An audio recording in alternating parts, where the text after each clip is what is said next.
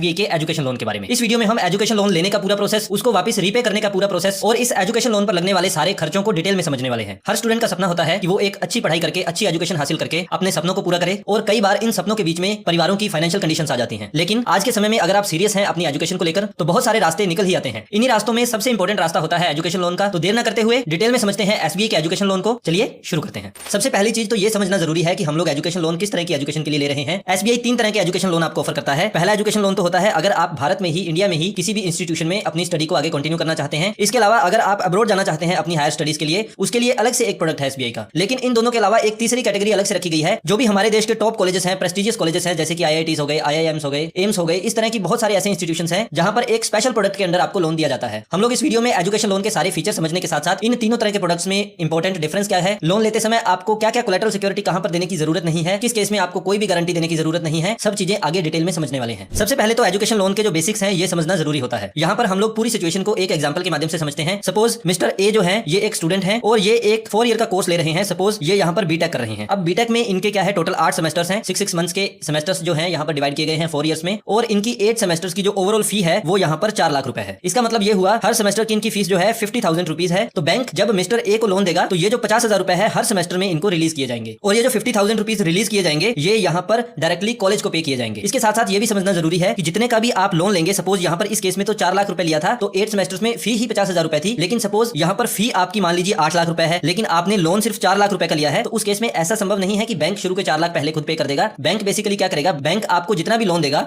उस लोन को आपके पूरे कोर्स टेन्योर में इक्वली डिवाइड किया जाएगा। इस एग्जांपल में अगर हम बात करें तो आपके 8 सेमेस्टर्स हैं तो 8 सेमेस्टर्स में इन 4 लाख रुपए का जो लोन है यहाँ पर इसको इक्वली डिवाइड किया जाएगा 8 पार्ट्स में। अब आपने 50,000 रुपए तो बैंक के बन जाएंगे अगर इसको 8 पार्ट में डिवाइड करेंगे। बचा हुआ चूंकि 8 लाख रुपए हमारी फीस थी तो 1 लाख रुपए हमारा पर सेमेस्टर की फीस थी। तो इस केस में क्या होगा, 50,000 रुपए तो बैंक ने पे किया, बचा हुआ 50,000 रुपए बैंक आपसे मांगेगा और इन दोनों अमाउंट को मिलाकर सेमेस्टर की जो टोटल फी बन जाएगी 1 लाख रुपए, फिर यहां से इसको रेमिट किया जाएगा कॉलेज को। तो बेसिकली पूरा प्रोसेस जो है आपकी फी पे करने का कुछ इस तरीके से होता है। हम लोग बैंकों में डे टू डे बेसिस पर ऐसी बहुत सी कंडीशंस देखते हैं जहां पर हम लोग ये देखते हैं कि सपोज इसी एग्जांपल को अगर हम लेकर चलें कि अगर किसी कोर्स की पूरे टेन्योर की फी 8 लाख रुपए है तो स्टूडेंट जो है ये मानकर चलता है कि 4 लाख रुपए बैंक ने दे दिया तो शुरू के जो 4 सेमेस्टर्स हैं उनकी फी बैंक 1-1 लाख रुपए देता रहेगा और लास्ट के जो 4 सेमेस्टर है उसका अरेंजमेंट बाद में देखा जाएगा कि किस तरीके से होगा। लेकिन बैंक इस तरीके से नहीं करता है। बैंक जितने का भी लोन करेगा वो लोन आपके पूरे कोर्स के ड्यूरेशन में इक्वली डिवाइड किया जाएगा। इसके साथ साथ फी पेमेंट के बारे में कुछ इंपॉर्टेंट फैक्ट कुछ इस तरीके से हैं, जैसा कि हमने बात की कि फी जो है वो डायरेक्टली पे की जाएगी आपके कॉलेज को या आपकी यूनिवर्सिटी को। किसी भी सिचुएशन में ये जो पैसा है ये आपके हाथ में कभी भी नहीं आने वाला एजुकेशन लोन का, ये डायरेक्टली आपके कॉलेज के पास जाने वाला है। प्लस आप जब एजुकेशन लोन करवाएंगे तो उस समय बैंक आपसे एक फी का शेड्यूल मांगेगा। जैसे कि पिछले एग्जांपल की अगर हम बात करें तो फी का शेड्यूल इस तरीके से हो सकता है जैसे कि 8 सेमेस्टर्स हैं तो भाई 8 लाख रुपए फी है तो हर सेमेस्टर की 1-1 लाख रुपए फी होगी और सेमेस्टर्स जो है इस मंथ में स्टार्ट होगा, इस मंथ में एंड होगा। तो अगली बार जब भी सेमेस्टर स्टार्ट होगा तो उस समय कॉलेज जो है डिमांड करेगा बैंक से कि अगला सेमेस्टर जो है वो स्टार्ट हो चुका है, अब आप अगले सेमेस्टर की फी पे कर दीजिए। तो यहाँ पर पहले ही आपको शेड्यूल देना होता है बैंक को, प्लस उसके बाद अगर शेड्यूल में कुछ चेंजेस होते हैं या अगर वो शेड्यूल भी रहता है तो उस केस में भी कॉलेज एक्चुअल में डिमांड करता है कि वो फी जो है अब पे की जाए और इसी डिमांड के आधार पर, इसी शेड्यूल के आधार पर फी जो है यहाँ पर यूनिवर्सिटी को, कॉलेज को पे कर दी जाती है। इसके अलावा तीसरी चीज जो हमने भी बात की कि ये जो फी है आपकी, जो भी आपका लोन हुआ है ये आपके फुल कोर्स पीरियड में डिवाइड किया जाएगा, इक्वली डिवाइड कर दिया जाता है। अब यहाँ पर यह समझना भी जरूरी है कि एक बार अगर हमने लोन ले लिया है, हमारा कोर्स पूरा होने जा रहा है तो उसके बाद हमें रीपेमेंट किस तरीके से करनी है, क्योंकि यहाँ पर हमने अगर लोन लिया है तो इसको वापस भी तो देना होगा। तो यहाँ पर क्या किया जाएगा, पूरा कोर्स पीरियड है, जैसे इस एग्जांपल में हमने लिया था 4 साल का कोर्स पीरियड पूरा हो गया प्लस 1 साल का हमें मोराटोरियम पीरियड मिलता है। मोराटोरियम पीरियड जो होता है एक तरह से वो पीरियड है जहां पर हमें किसी भी तरीके की कोई पेमेंट नहीं करनी है, प्लस हम लोग स्टडी भी यहाँ नहीं कर रहे हैं। तो कोर्स पीरियड हुआ प्लस 1 साल का मोराटोरियम पीरियड। इस दौरान बैंक आपसे ना तो इंटरेस्ट की डिमांड करेगा ना प्रिंसिपल अमाउंट की बात करेगा, जो लोन बैंक ने आपको दिया है उसकी भी डिमांड नहीं करने वाला है। ये जो मोराटोरियम पीरियड है 1 साल का, ये अगर आप अब्रॉड स्टडी करते हैं तो उस केस में ये मोराटोरियम पीरियड जो है ये 6 मंथ्स का होता है। तो इस मोराटोरियम पीरियड के दौरान बैंक आपसे ना तो इंटरेस्ट की डिमांड करेगा और ना ही प्रिंसिपल की डिमांड करेगा। लेकिन यहाँ पर आपके पास ऑप्शन बिल्कुल रहता है, आप इसको पे कर सकते हैं क्योंकि इस मोराटोरियम पीरियड के दौरान भी, ये जो 4 साल प्लस 1 साल है, इसके दौरान भी बैंक जो है आपके लोन पर इंटरेस्ट तो लगाता ही रहता है, आपका ब्याज जो है आपके लोन पर लगता रहता है, लेकिन चूंकि आप पे नहीं करते हैं तो वो उसमें ऐड होता चला जाता है। बेसिकली इंटरेस्ट ऐड हो के आपका जो लोन अमाउंट है वो एक्चुअल में बढ़ता चला जाता है। लेकिन यहाँ पर आपके पास ऑप्शन होता है, आप कोर्स पीरियड के दौरान इसको पे कर सकते हैं। अगर हो सके तो आपको यहाँ पर इंटरेस्ट की पेमेंट तो डेफिनेटली करनी ही चाहिए, लेकिन फिर भी अगर कोई ऐसी सिचुएशन है कि कोई इंटरेस्ट की पेमेंट नहीं कर पा रहा है तो बैंक की तरफ से आप पर कोई रिस्ट्रिक्शन नहीं रहती है। आप चाहें तो उसको पे करें और ना चाहें तो बैंक कभी भी आपको नहीं कहेगा इसको पे करने के लिए। अब जब मोराटोरियम पीरियड स्टार्ट हो जाएगा,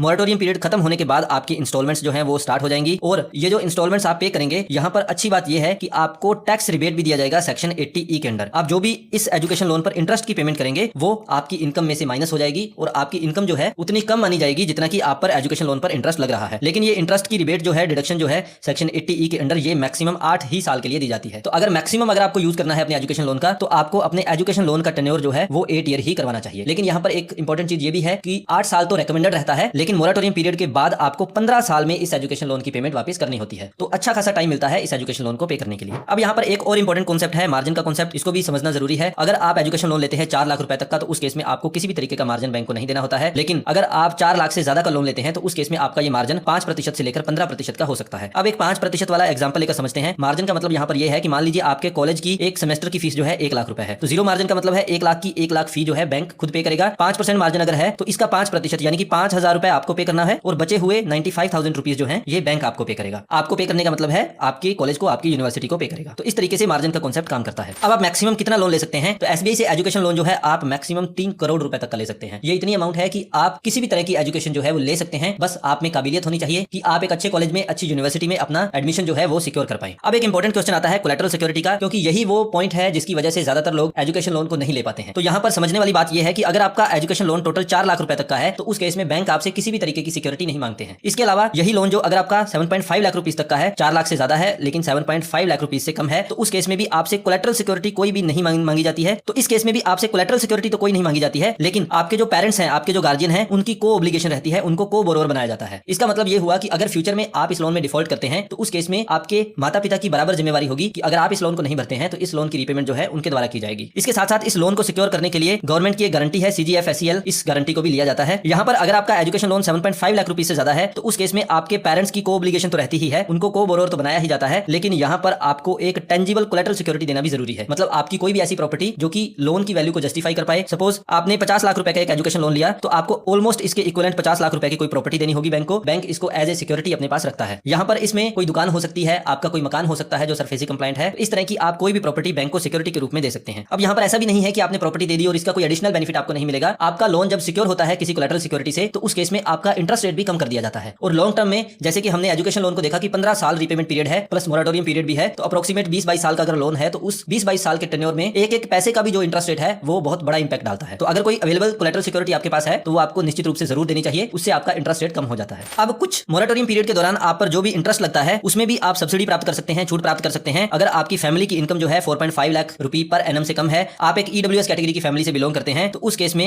सेंट्रल गवर्नमेंट के द्वारा जो है मोरेटोरियम पीरियड के दौरान आपका जो भी इंटरेस्ट लगेगा वो पूरा गवर्नमेंट ऑफ इंडिया के द्वारा दिया जाता है। अब जैसा कि हमने 3 तरह के लोन की बात की थी, तीनों तरह के लोन्स को एक एक करके स्टडी कर लेते हैं। सबसे पहले SBI का जो नॉर्मल स्टूडेंट लोन स्कीम है उसकी अगर हम बात करें तो यहाँ पर एक नॉर्मल टर्म लोन आपको दिया जाता है इंडिया में हायर एजुकेशन के लिए, और अब्रोड हायर एजुकेशन अगर आप करना चाहते हैं तो उस केस में आपको ये लोन दिया जाता है। लेकिन अब्रोड के केस में आपका जो एडमिशन है वो पहले से ही सिक्योर हो चुका हो, आपका एडमिशन हो चुका हो। यहाँ पर रीपेमेंट पीरियड जो है वो रहता है 15 साल after your course period plus 12 months. तो वही सेम सिचुएशन है, कोर्स पीरियड प्लस 1 साल और उसके बाद 15 साल का रीपेमेंट पीरियड रहता है। तो अगर 4 साल का एक कोर्स आप कर रहे हैं तो प्लस 1 साल का मोरेटोरियम मिल जाएगा, प्लस 15 साल का जो है आपका रीपेमेंट पीरियड हो जाएगा। तो ओवरऑल 20 साल का ओवरऑल ये लोन आपका हो जाता है। SBI स्टूडेंट लोन के अंडर जो है फाइल चार्ज आपको क्या देना होता है, प्रोसेसिंग फी क्या देनी होती है। जब भी आप बैंक से किसी भी तरीके का लोन लेते हैं तो बैंक आप पर एक फाइल चार्ज इंपोज करते हैं, उस लोन को प्रोसेस करने के चार्जेस इंपोज करते हैं। SBI के एजुकेशन लोन की बात करें, स्टूडेंट लोन में क्या होता है, अगर आपका लोन 20 लाख रुपए से कम है तो उस केस में आपको किसी भी तरीके की प्रोसेसिंग फी नहीं देनी होती है। लेकिन अगर लोन अमाउंट जो है 20 लाख रुपए से ज्यादा है तो उस केस में 10,000 रुपीज प्लस GST जो है वो आपको देना होता है प्रोसेसिंग फी के रूप में। इस स्टूडेंट लोन में सिक्योरिटी की अगर हम बात करें तो पहले 7.5 लाख रुपए तक आपके जो पेरेंट्स हैं, आपके गार्जियन जो है वो उनको को बोरोवर बनाया जाता है। किसी भी तरह की कोलैटरल सिक्योरिटी आपसे नहीं मांगी जाती है, किसी भी तरीके की थर्ड पार्टी गारंटी आपसे नहीं मांगी जाती है। लेकिन अगर आपका लोन 7.5 लाख रुपए से ज्यादा है तो उस केस में आपके पेरेंट्स की, आपके गार्जियंस की को बोरोवर के रूप में ऑब्लिगेशन तय की जाती है, उनको को बोरोवर बनाया जाता है, प्लस एक टेंजिबल कोलैटरल सिक्योरिटी भी आपसे मांगी जाती है। टेंजिबल कोलैटरल सिक्योरिटी जैसा कि हमने बात की, ये आपका कोई घर हो सकता है, कोई दुकान हो सकती है, आपकी कोई भी ऐसी प्रॉपर्टी जो आप बैंक को सिक्योरिटी के रूप में दे सकें, उसको हम लोग टेंजिबल कोलैटरल सिक्योरिटी का नाम दे सकते हैं। मार्जिन की यहाँ पर बात करें तो पहले 4 लाख रुपए तक किसी भी तरीके का मार्जिन यहाँ आपको नहीं देना होता है। 4 लाख से ज्यादा का अगर आपका लोन है, इंडिया में स्टडी अगर आप कर रहे हैं तो 5% मार्जिन, अब्रोड स्टडी कर रहे हैं तो यहाँ पर आपका मार्जिन रहता है 15%। स्टूडेंट लोन स्कीम के दूसरे फीचर्स की अगर हम बात करें तो यहाँ पर आपकी रीपेमेंट जो है कोर्स पीरियड खत्म होने के 1 साल बाद शुरू होती है, और जब आपका ये रीपेमेंट का टेन्योर शुरू होगा मोरेटोरियम पीरियड के बाद, उसके बाद आपको पूरे 15 साल दिए जाते हैं इस लोन को रीपे करने के लिए। हालांकि यहाँ पर आपके पास एक और ऑप्शन होता है, मान लीजिए आपने एक बैचलर डिग्री की और उसके बाद आप चाह रहे हैं कि आप और भी हायर एजुकेशन के लिए जाना चाहते हैं, आप पोस्ट ग्रेजुएशन के लिए जाना चाहते हैं, तो उस केस में आप सेकंड लोन भी अवेल कर सकते हैं। होगा क्या, यहाँ पर जब आपका सेकंड लोन शुरू होगा उसके बाद आप करेंगे अपनी हायर स्टडीज जैसे ही आपकी पूरी होंगी, आपका जो सेकंड कोर्स है वो जैसे ही पूरा होगा, पूरा होते ही उसके बाद अगले 15 साल के लिए आपकी रीपेमेंट जो है वो स्टार्ट हो जाती है। अब स्टूडेंट लोन स्कीम में ये जान लेते हैं कि किस कंडीशन में कितना लोन दिया जा सकता है। सबसे पहले बात करते हैं कि इंडिया में कितना लोन आपको दिया जा सकता है। अगर आप किसी मेडिकल कोर्स के लिए एडमिशन ले रहे हैं, MBBS MD MS के लिए, तो इंडिया के जो NRIF के माध्यम से टॉप 100 कॉलेजेस हैं, यूनिवर्सिटीज हैं, वहां पर आपको 75 लाख रुपीज का लोन दिया जा सकता है, और दूसरे जितने भी एलिजिबल इंस्टीट्यूशंस हैं वहां पर 50 लाख रुपीज का लोन दिया जा सकता है। मेडिकल के अलावा दूसरे जो भी कोर्सेज हैं जिसमें कि आप डेंटल को भी इंक्लूड कर सकते हैं, तो NRIF के टॉप 100 कॉलेजेस में आपको 50 लाख रुपीज का लोन लोन दिया जा सकता है, दूसरे एलिजिबल इंस्टीट्यूशंस के लिए आपको 30 लाख रुपीस का लोन दिया जा सकता है। हालांकि केस टू केस बेसिस पर यहाँ पर आपको कुछ रिलैक्सेशंस भी दी गई हैं, जैसे कि मेडिकल के केस में आप कितना भी लोन ले सकते हैं, और अदर देन मेडिकल के केस में आप 1 करोड़ रुपए तक का लोन ले सकते हैं टॉप 100 के लिए, और 50 लाख रुपीस का अदर एलिजिबल इंस्टीट्यूशंस के लिए ले सकते हैं। लेकिन अगर आप अब्रोड जा रहे हैं स्टडी करने के लिए और आपका लोन जो है 7.5 लाख से ज्यादा है, तो उस केस में अब्रोड स्टडी करने के लिए आपको लोन दिया जाता है एसबीआई के एक स्पेशल प्रोडक्ट के under, SBI global advantage scheme के अंदर। यहाँ पर आप मैक्सिमम 3 करोड़ रुपए तक का एजुकेशन लोन ले सकते हैं। अब एसबीआई के स्टूडेंट लोन स्कीम में रेट ऑफ इंटरेस्ट की अगर हम बात करें तो 7.5 लाख रुपीस तक बिना किसी सिक्योरिटी के अगर आप लोन ले रहे हैं तो उस केस में आपका रेट ऑफ इंटरेस्ट 10.65% रहेगा। और अगर आप यही 7.5 लाख से ज्यादा का लोन ले रहे हैं लेकिन यहाँ पर आप सिक्योरिटी प्रोवाइड कर रहे हैं तो रेट ऑफ इंटरेस्ट आप देखेंगे पूरा 1% कम हो जाएगा। अब आपका रेट ऑफ इंटरेस्ट हो जाएगा 9.65%। अगर आपका कोई टेक ओवर है और 10 लाख रुपए से ज्यादा का लोन है, यहाँ पर भी आप एक सिक्योरिटी ऑफर कर रहे हैं, तो उस केस में ये लोन हो जाएगा 9.65%। और गर्ल चाइल्ड के लिए एक अच्छी न्यूज ये है, गर्ल स्टूडेंट के लिए यहाँ पर आपको आधा प्रतिशत का एडिशनल कंसेशन भी ऑफर किया जाता है रेट ऑफ इंटरेस्ट में।